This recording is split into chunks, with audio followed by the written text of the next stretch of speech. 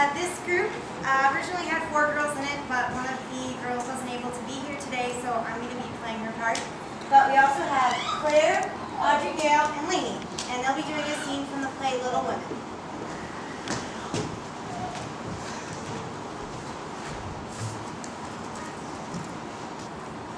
Christmas won't be Christmas without any presents. So dreadful, you poor. I don't think it's fair for some girls to have lots of pretty things and other girls without them all. We've got father and mother and each other. We haven't got Father. We shall not have him for a long time.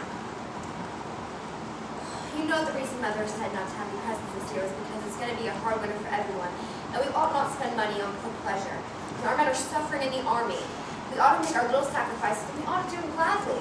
Although, I don't know if I can. But I don't think that the little we should spend would do any good. We've each got $1, and the army wouldn't be much help by our giving that. I agree not to expect anything from Mother or you, but I do want to buy a new book. I plan to spend mine in new music. I'll get a box of Wayfarers drawing pencils. I really need them. Mother didn't say anything about our money, and she wouldn't wish us to give up everything. Let's each buy what we want and have a little fun. I'm sure we grub hard enough to earn it. Joe, you do use such slang words. It's really weird. Don't, Joe. It's so boyish. That's why I do it. I detest rude, unladylike girls.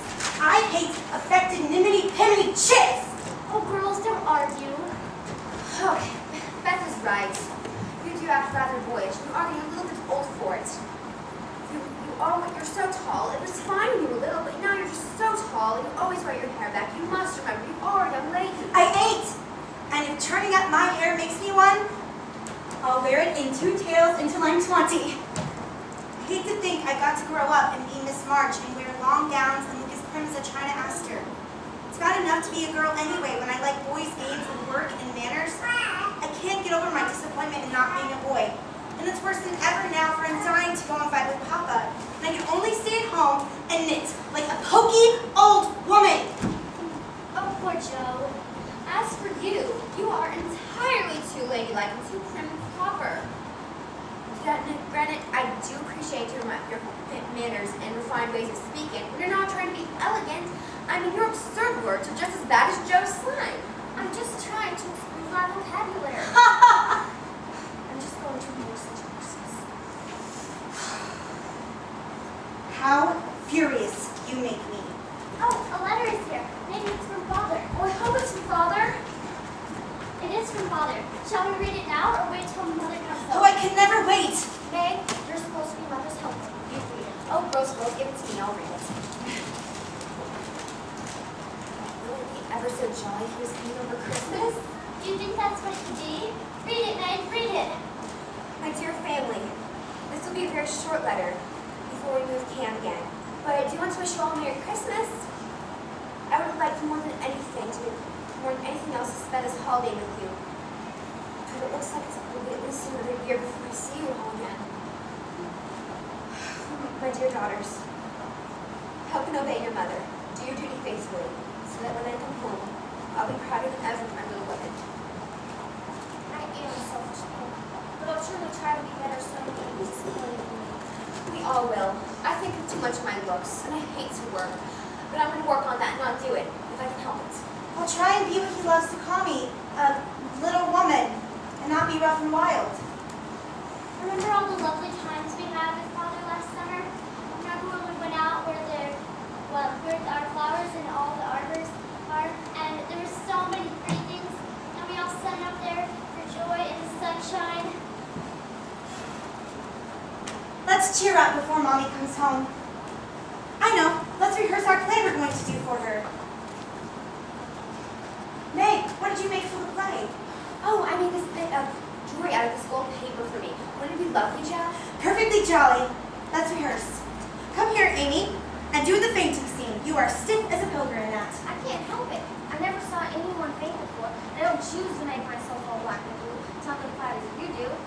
If I can fall on easily, I'll drop. But if I can't, I shall fall into a chair and be graceful. I don't care if Hugo does come after me when he's home. Do it this way. Clasp your hands like so.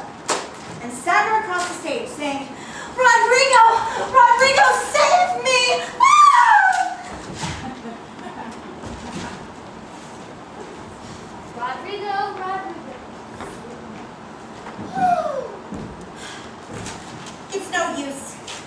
best you can when the time comes. And if the audience shouts, don't blame me. Come on, Meg, let's see your part. Okay. Ah, me! I shall never marry you, Hugo. Though you keep me here prisoner till I'm old and gray. My heart belongs to Rodrigo. How's that, Joe? It's the best we've had yet. Joe, I can't see how you can write such splendid things. You're a regular Shakespeare. Not quite. I'd like to try to do Macbeth, though. We only had a trap door for Banquo. I always wanted to do the killing part.